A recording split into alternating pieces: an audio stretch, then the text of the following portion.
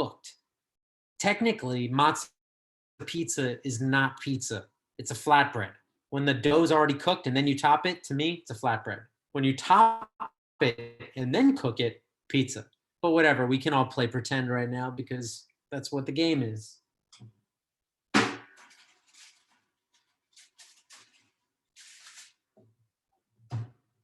It has just started to melt, and that's why I'm taking it out of the oven. See if I can give you a better angle on this. See what I'm saying? How the edges are sort of starting to burn a little bit?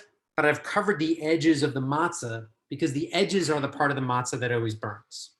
By the way, this fancy swivel that I have this computer on, it's just a big Tupperware bin where I keep my flour. Just so you know, it's not very fancy. sophisticated.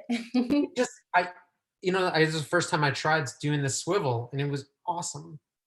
We have a few people with some questions. So folks with the questions, yes, please feel free to put them in the chat. Everyone is muted now because we are live streaming and we just want to be respectful of our amazing teacher, but ask your questions in the chat and I will ask them to Scott. I'm up for it if you want to shout out any or read any. Yeah, we'll wait for them to populate. Hey, I have a quick question. In my family, we love Parmesan on pizza. What are your thoughts on Parmesan versus mozzarella? So in my world, it's not a versus thing. They're both going to live in harmony. In fact, I got a little bit of this that's going to go on the pizza after the bake. It's a type of Parmesan called Grana Padano. I'm way into it. I'm just going to do it after the bake.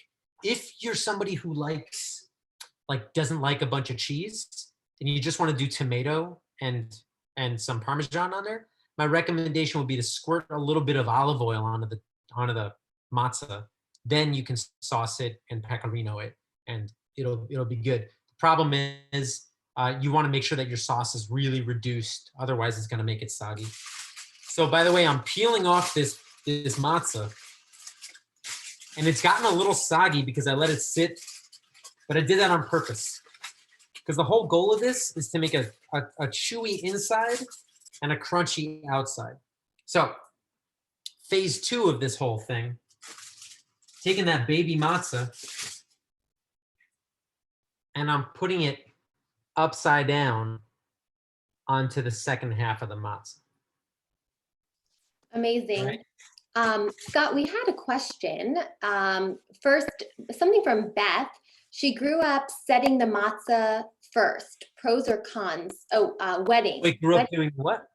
Wetting the matzah a little bit first before putting on the cheese. Does that sound familiar at all? I've never done it. What for what purpose? Is it are you trying to make the crust softer? I don't know.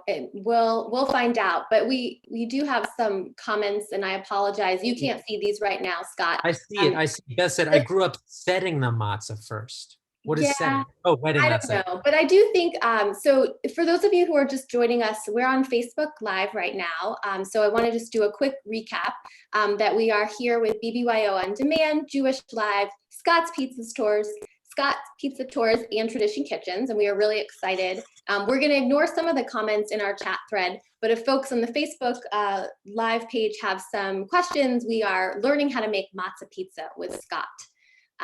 And thank you, Drew from BBYO On Demand, who is our amazing co-host and facilitator behind the scenes. So Scott, keep going with the cooking.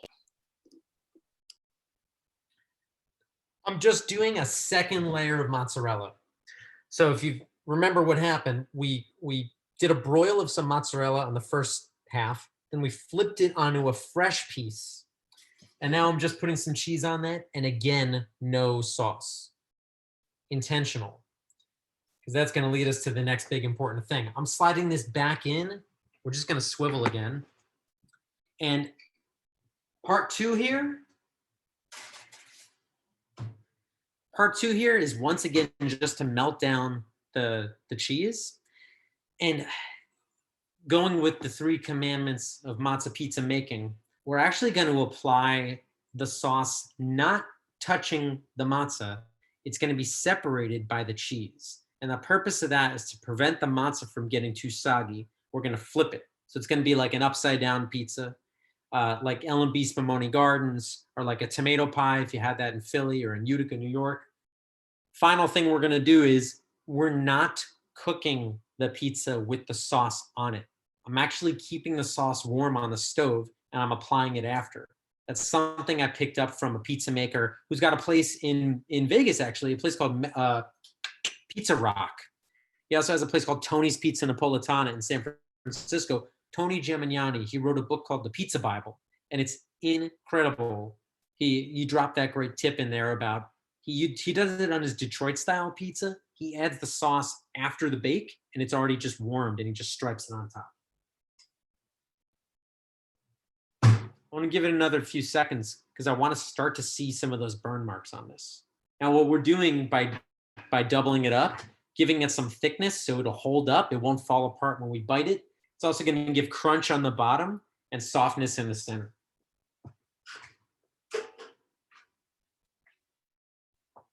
Finally, what I'm going to do is when I take it out of that oven, I'm going to rest it on a metal grate so the bottom can breathe so it'll get crunchier.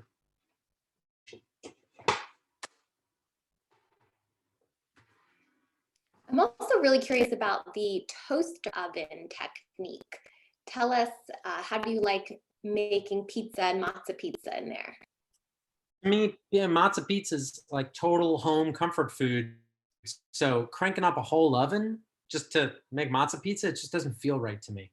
I love toaster ovens, and I never owned one until this. I just got this maybe last year, and I'm loving it. Okay, we've got the double melt. As I mentioned before, I'm going to drop it onto this little metal grate.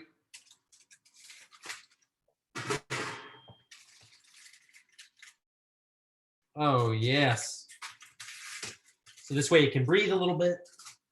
Now my sauce. Do whatever you want with sauce. I like to do on my pizzas when I make normal pizzas in the oven. I like to do a raw sauce, just tomato, maybe a little bit of garlic, definitely a little salt, but that's it. I don't cook it. It's raw because it cooks when it's in the oven. But since I'm adding this after it comes out, I want it to be warmed up already. So this is just a little oil, a little bit of garlic. I let that sit for about 1 minute. Then I dropped in a can of tomatoes. I did not put in any herbs because I'm gonna herb the pizza when it's done.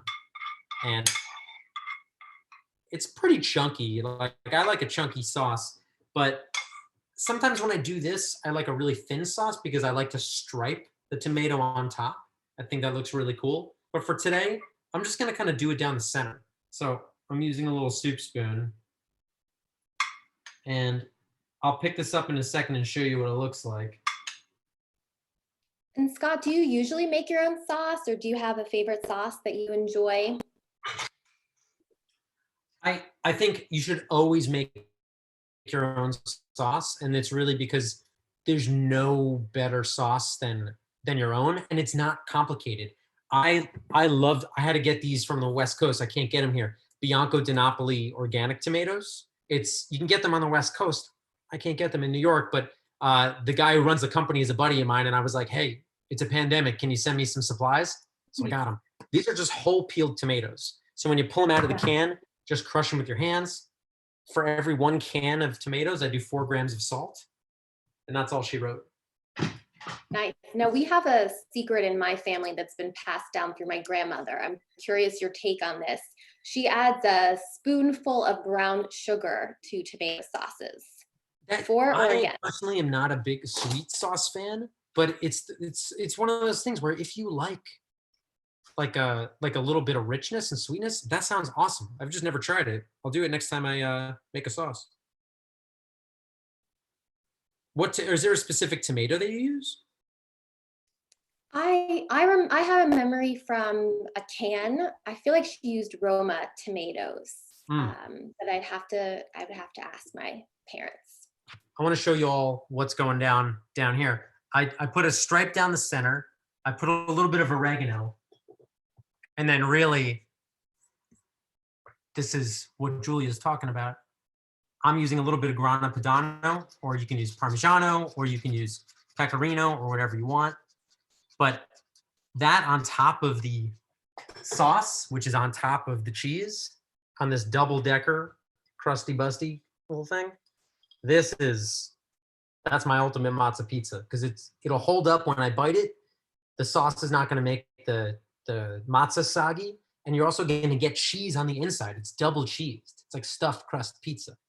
This is my version of what you can do if you just think a little bit more vertically on the matzo pizza. Has anybody ever done a double decker like this before? Not yet. People can nod your head if you're on video since we've muted everybody, but it doesn't look like anybody's ever tried this technique. I certainly haven't. This is very cool. And I always wish we could smell these experiences and taste along with you, but it looks awesome. It's real fun. And I'm curious if anybody's scared by the sauce on top.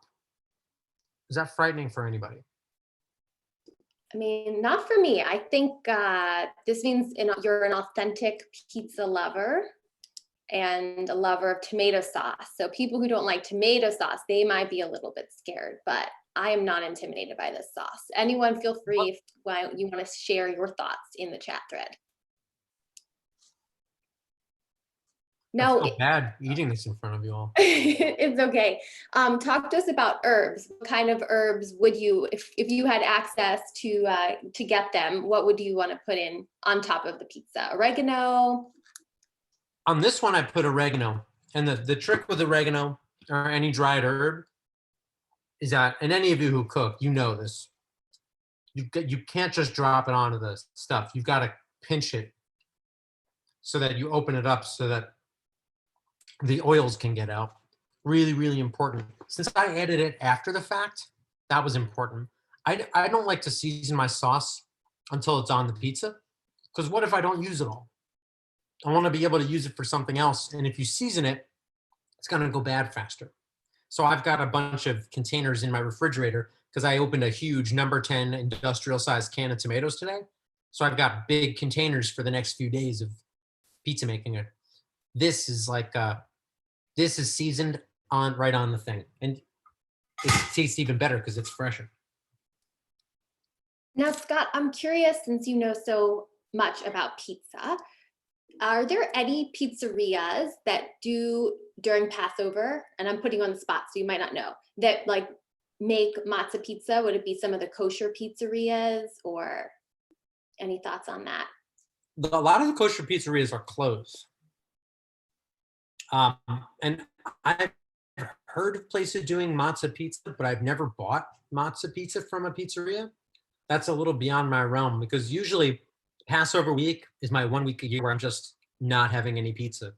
It's really intense the rest of the year. So I usually don't even want matzah pizza. It feels like it's not close enough for me. But then when I started working on this, like I would eat this on purpose. I am eating on purpose. Yeah, no, it's great. I love it. I'm getting hungry just watching you. So could you're going to feed the camera for all of us. Could you tell us a little bit about some pizza history? I know you have so much knowledge, and it's really awesome how much you have amplified the pizza industry, celebrated local creators all around the country, probably the world. And as you are still chewing, I am going to share a question from the chat thread, and then maybe you can combine. But Judy wants to ask you about cauliflower crust pizza, which is, such a controversial question, but I'm excited to hear your thoughts on that, and also just like a little bit of history around pizza. My answer to the question also has to do with history. We have to think about what the word pizza even means. And when it first appeared in writing in the 997 in the town of Gaeta, Italy, just north of Naples, just south of Rome, it referred to pizza as a generalized word for any baked product. And most of those baked products happen to be sweet. We have in writing, even until the late 16th century, we have references using the word pizza to refer to sweet, bready, crunchy, cookie-like items. Finally, it becomes what we know today, late 17th, early 18th century, specifically in Naples, where a specific type of baked product in Naples, therefore called pizza napoletana, the Neapolitan version of this flatbread, where the dough is stretched, opened, then topped, and then baked. And the first toppings on it are things like pig fat and leftover rinds of hard cheeses. It takes a while before the tomato comes on. Cheese comes on later in the late 18th century, early 19th century. But that word pizza, for what we mean today, refers back to that origin of taking a dough, flattening it, then topping it, and then baking it.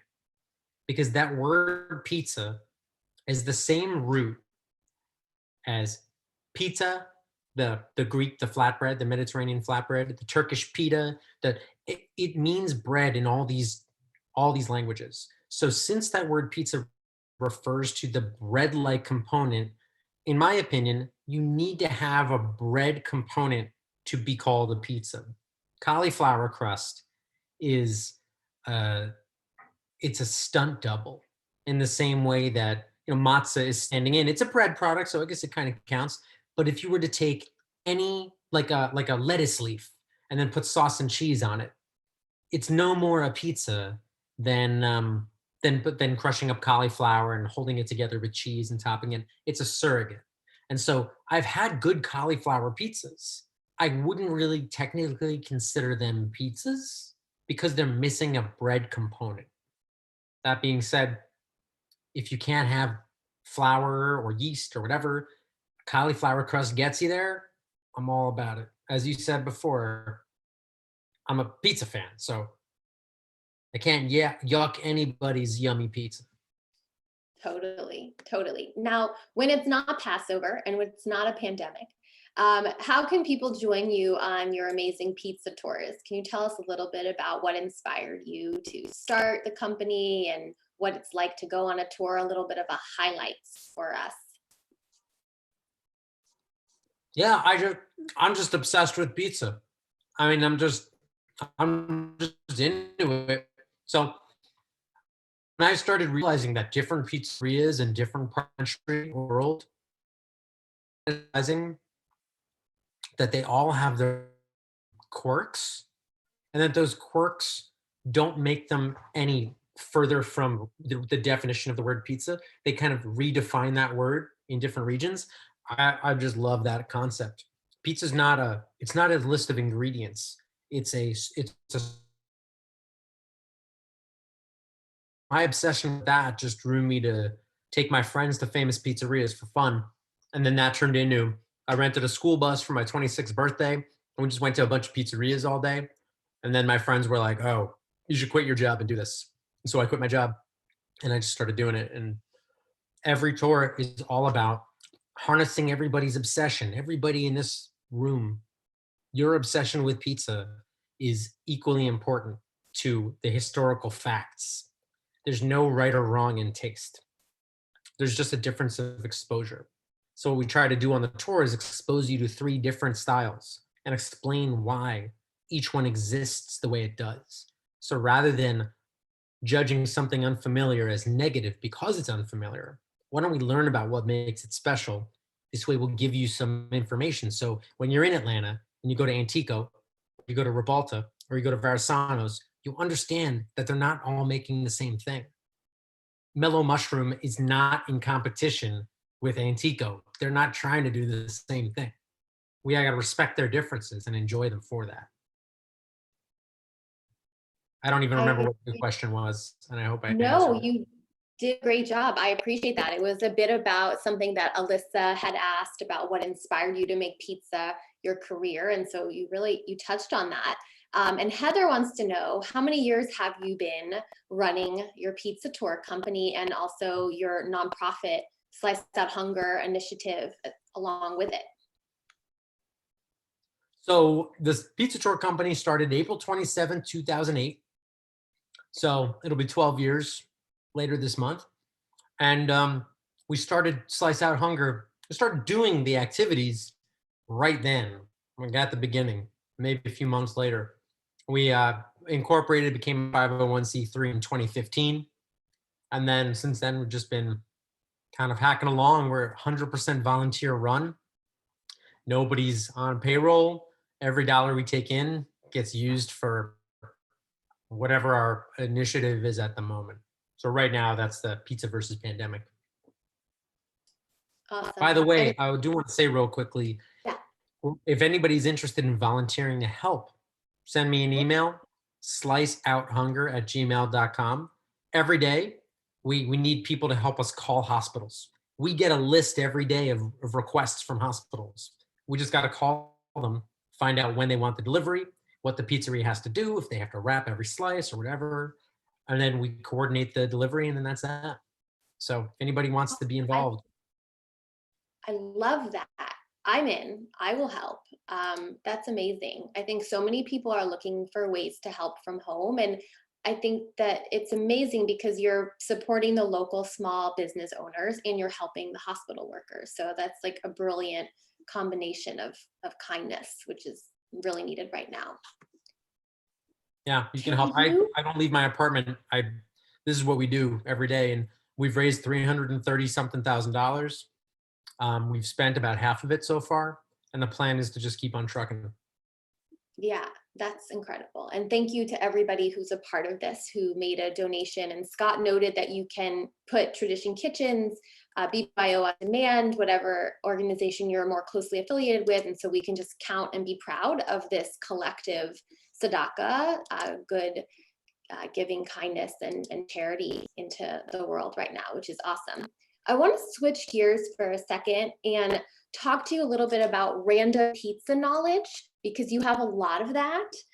And is there something you've learned over the years in your studies of pizza that you could share with folks? Maybe it's like the most random fact or the coolest place you visited to taste pizza. I think people are always surprised to find out that, America's had pizza for 120 years or so at least, but Argentina and Brazil have had it for the same amount of time because Neapolitan immigrants came to New York City and the northeastern cities, Buenos Aires, Sao Paulo, Brazil. So people are usually surprised that, like, oh wow, I can go to Brazil and get an old style pizza like from southern Italy. You can. Very cool. Maya wants to know if you can send a little summary of all the steps to make the pizza, and we'll talk afterwards and we'll get that to everybody so you too can make this matzo pizza at home for sure. Could you talk a few minutes about your pizza box collection? Now, this is a really funny story for everybody watching, but Scott and I met, and I had already seen an incredible story on him on CBS Sunday Morning many years back. And I was like, that's you? And it was such a moment of fangirling when I got to finally meet him and didn't realize who he was, but then made the connection. So I imagine that happens a lot for you as you're walking around New York and know so many people now. But tell us about your pizza box collection. We'd love to hear about it. Yeah, it all started in Israel when I saw a pizza box on a wall. They put up the pizza boxes to show you the sizes of the pizzas that they sell. And I saw these boxes that they were so strikingly different from what I grew up with in New Jersey, which are the white boxes with the red printing. And these were yellow boxes with blue writing. It was just so different. I think once I realized that my assumption was that all pizza boxes were the same. And once that was shattered, I knew that I had to keep my eye out for more. So when I would see an interesting one, I would save it. And then that turned into other people noticing and starting to save me boxes from their travels. And then that turned into people bringing them to pizza tours. And that turned into 300 some odd pizza boxes, which was when a publisher in Brooklyn asked me, oh, hey, you're into pizza. We want to do a pizza book. Can you pitch us something? Oh, and by the way, we're thinking about finding someone to write a book about pizza box art. Do you know anybody? And I was like, I have 300 pizza boxes. It sounds really bad. I have 300 pizza boxes in my closet, but that was it. And after the book came out, that was when CBS Sunday Morning did the piece, and that was right around the time that the Guinness World Record happened.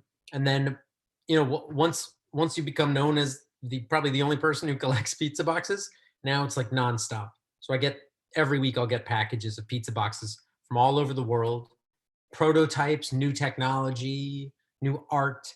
The first one off the line that gets printed, they'll send to me. And it's really gotten bonkers.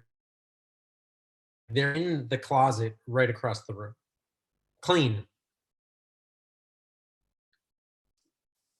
Amazing. I love that story. Each time you share it, it gets better and better.